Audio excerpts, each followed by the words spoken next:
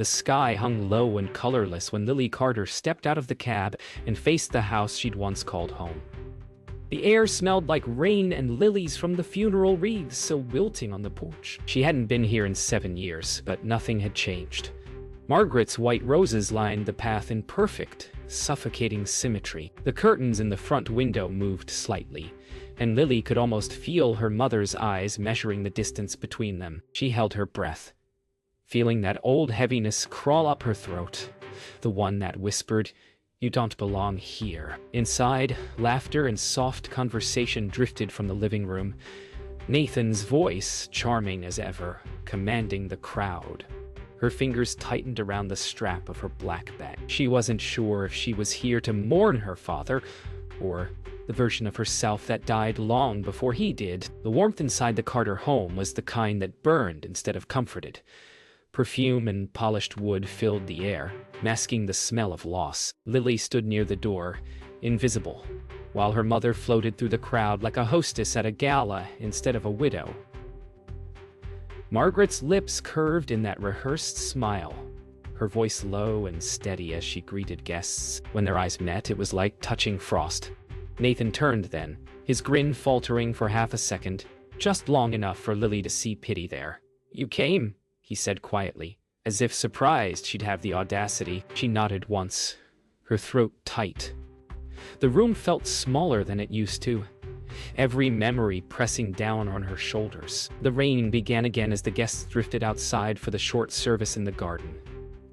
Lily stood at the edge, hands clasped, watching the priest speak words that felt rehearsed. Margaret's face was unreadable beside her, every tear carefully placed, while Nathan's hand rested lightly on her shoulder, the perfect son comforting the perfect mother. When the priest mentioned Richard's kindness, Lily's chest tightened. She remembered the man who used to sneak her extra dessert when Margaret wasn't looking, who once told her, "You don't need to be like them to belong here." The memory ached like a bruise that never healed. After everyone left, silence took over the house like dust settling on forgotten furniture.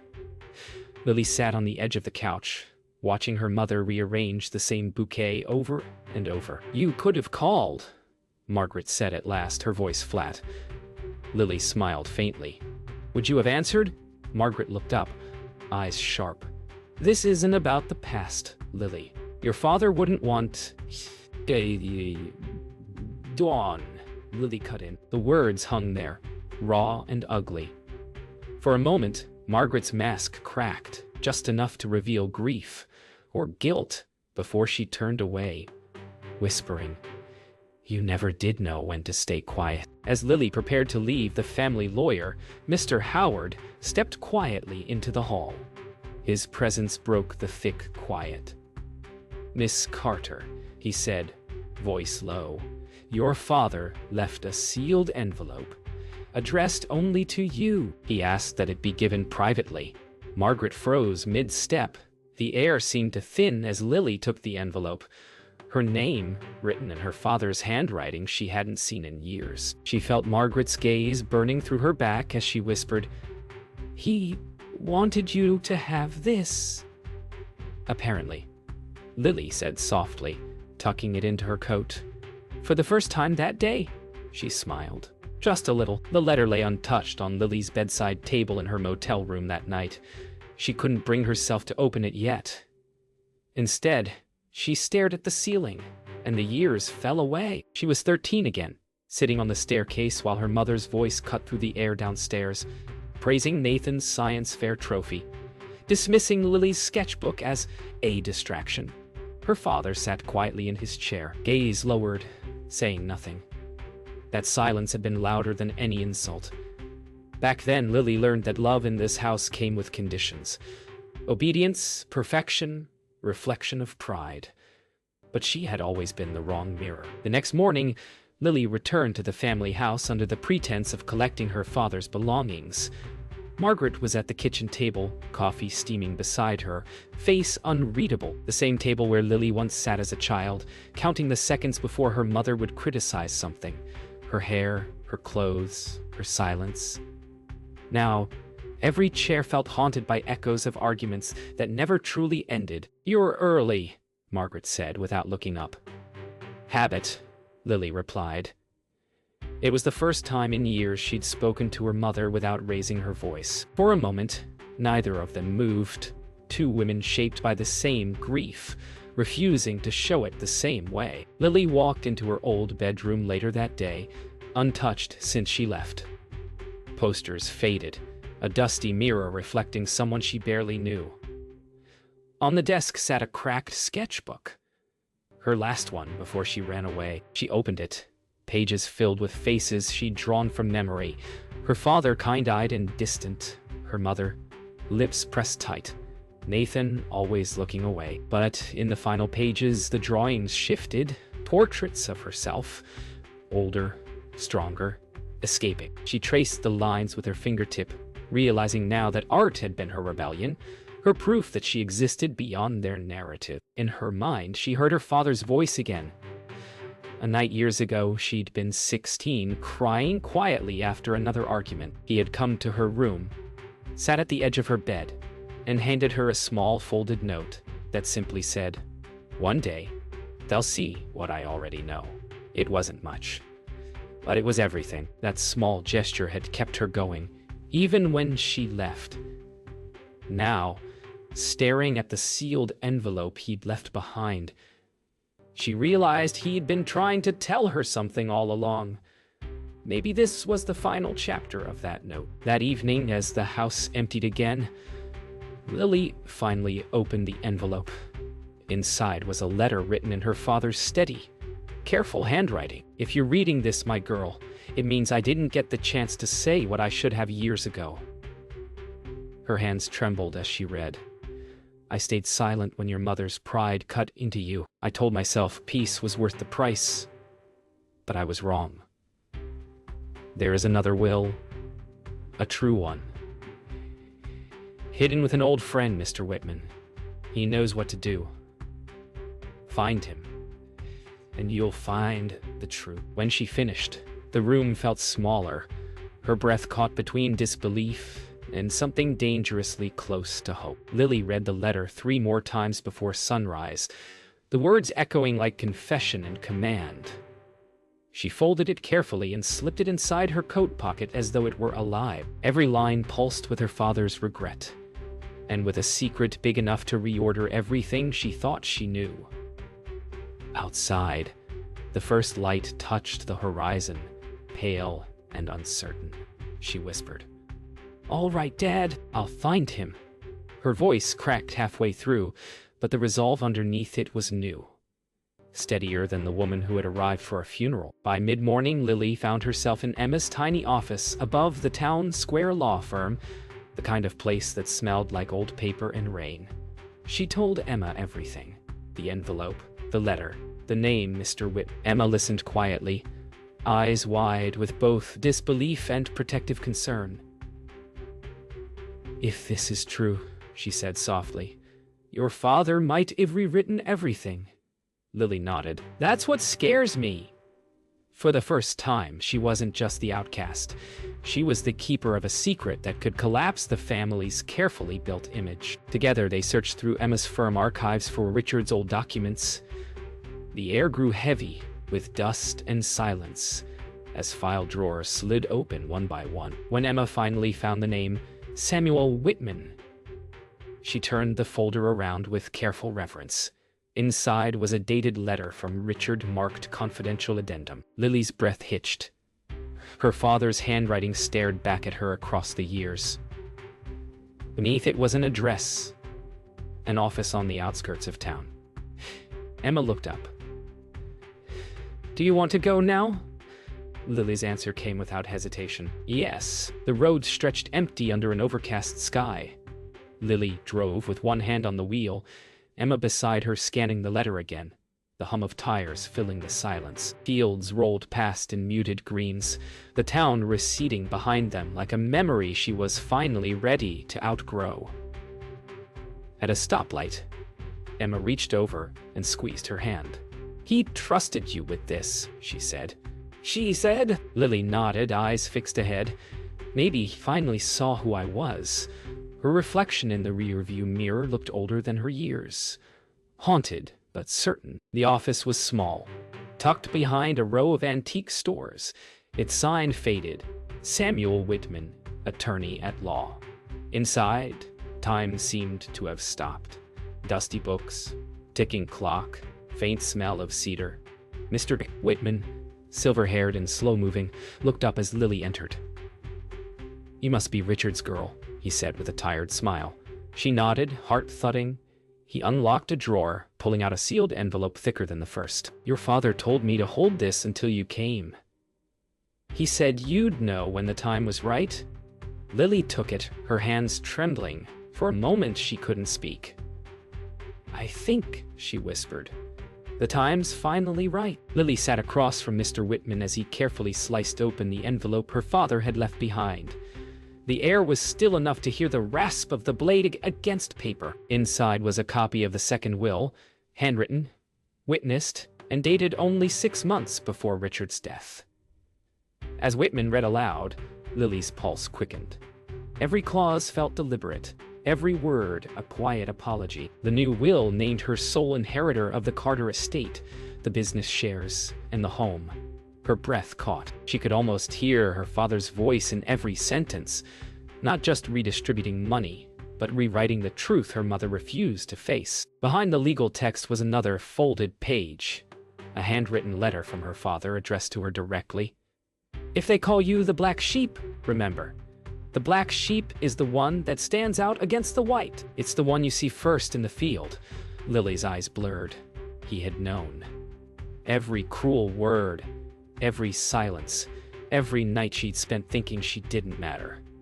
He'd seen it all and done the only thing he could to make it right. She pressed the letter to her chest and whispered, "I forgive you, Dad," and the sound came out like a broken prayer. By evening, news of Lily's visits began to reach the Carter household. Nathan called her first, his voice tight under forced calm. "Mom says you're stirring things up," he said. "You know how fragile she is." Lily's laughter came quietly, almost kind. "Fragile?" she asked. "She's built her whole life out of control." There was a pause. Then his voice sharpened. "Don't ruin this for her." Lily hung up before he could say more. For the first time, she didn't feel like the one running. The truth was moving toward them now, and it would not stop. Later, Emma and Lily sat with Mr. Whitman again to discuss what came next. "If this goes public," Whitman said quietly, "it will challenge the probate. Your mother will fight it. Your brother, too." Lily leaned forward, voice steady. "Then let them." Her tone carried the steel of someone who'd spent her whole life being underestimated. Whitman nodded slowly, sliding a folder toward her. "This was your father's last request, that you read this at the official will reading." She touched the folder's edge, the weight of legacy pressing into her palm. "Then that's what I'll do." Back at the Carter home, Margaret stared at her reflection in the mirror. Makeup removed, hair undone. The face of a woman unraveling. She'd felt something shifting for days, a tension crawling beneath her calm exterior. Nathan stood behind her, pacing. "She's digging for something," he muttered. "Dad probably left her nothing but guilt."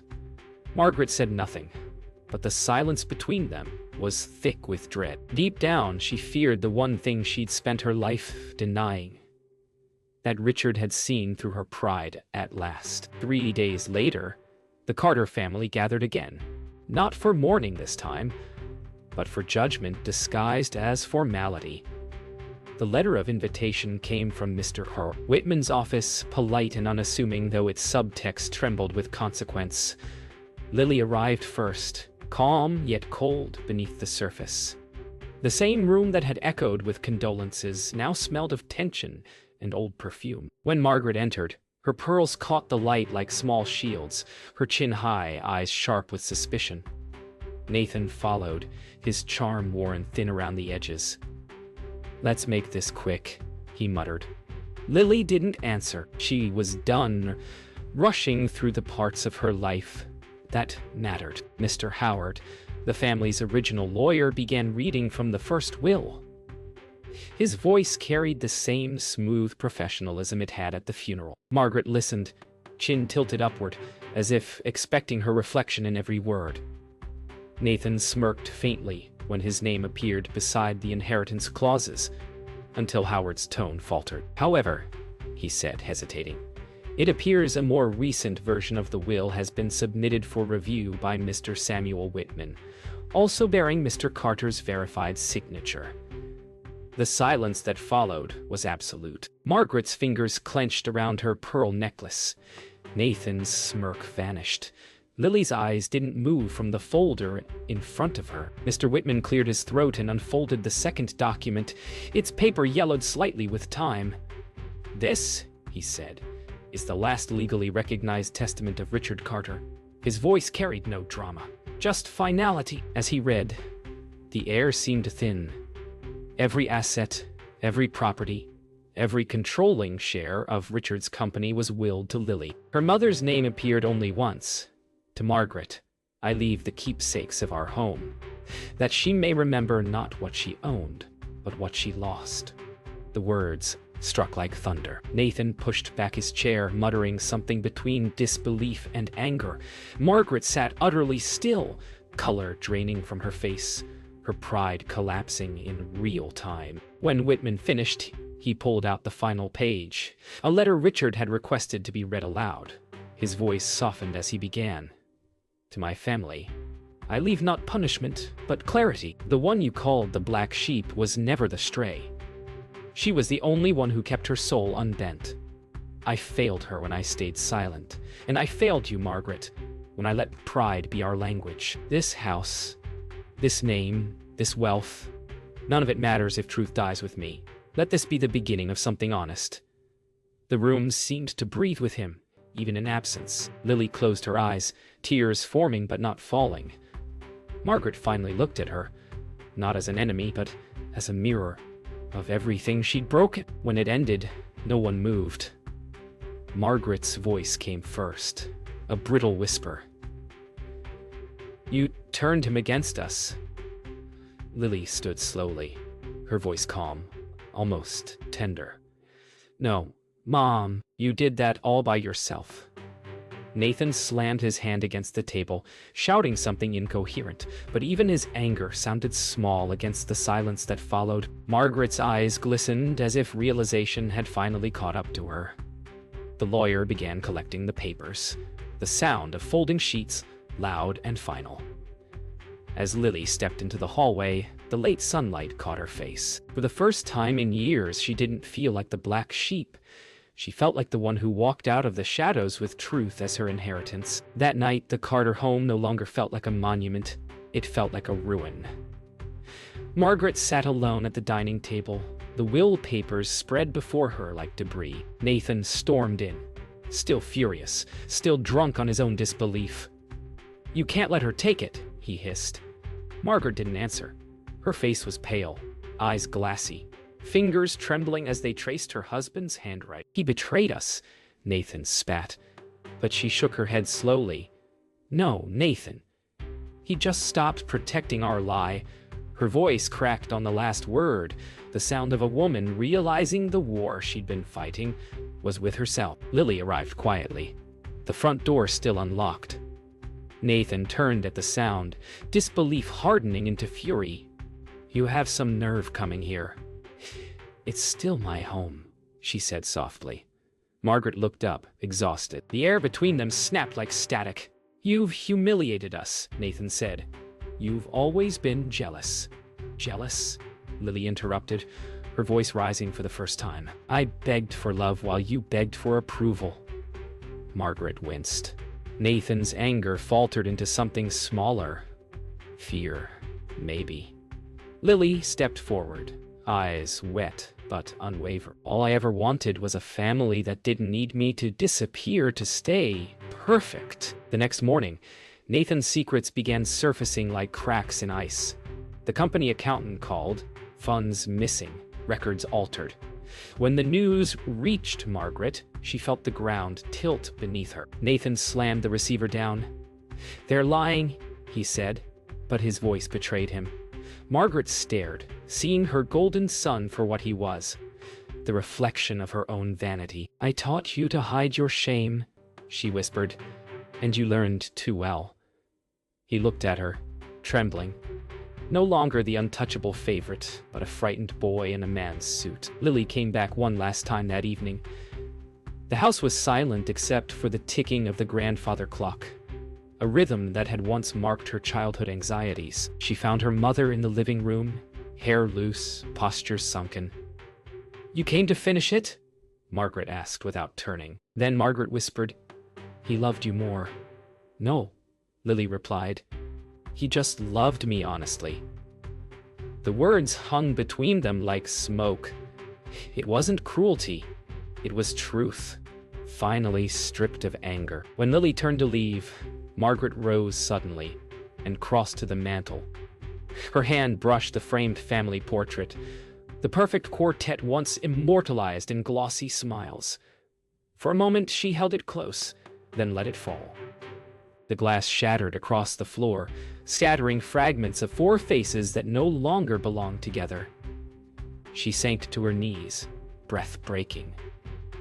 "What do I have left?" she asked. Lily knelt beside her, voice low. "A chance to stop pretending." Their eyes met, for the first time, as equals in ruin. Weeks passed, and the Carter house grew quieter with each day. Nathan had left town after the scandal, his absence a relief disguised as regret. Margaret stayed, moving through rooms that no longer felt hers, haunted by voices that once obeyed her. The dining table sat untouched, the flowers long dead, the mirrors veiled to hide the dust of truth. She wandered the hall like a ghost, her reflection flickering across the glass. Every corner whispered of the life she'd built on control, and how easily it had crumbled without love to hold it together. Lily had moved into a small apartment downtown. Nothing fancy. Pale walls, sunlight, quiet. For the first time, she woke without dread. She painted again, canvases lean against the wall, color returning to her hands. On one of them, she had begun to sketch her father's face from memory, soft and kind. She worked in silence, a faint smile touching her lips. Grief had stopped feeling like punishment. It was a reminder of love that had survived pride. She didn't need the house, the money, or her mother's approval. She had the truth, and it was finally enough. One rainy afternoon, there was a knock on Lily's door. When she opened it, Margaret stood there, no pearls, no makeup, just an aging woman holding a folded handkerchief. "I didn't come to fight," she said quietly. Lily hesitated, then stepped aside. They sat at the small kitchen table, the rain whispering against the glass.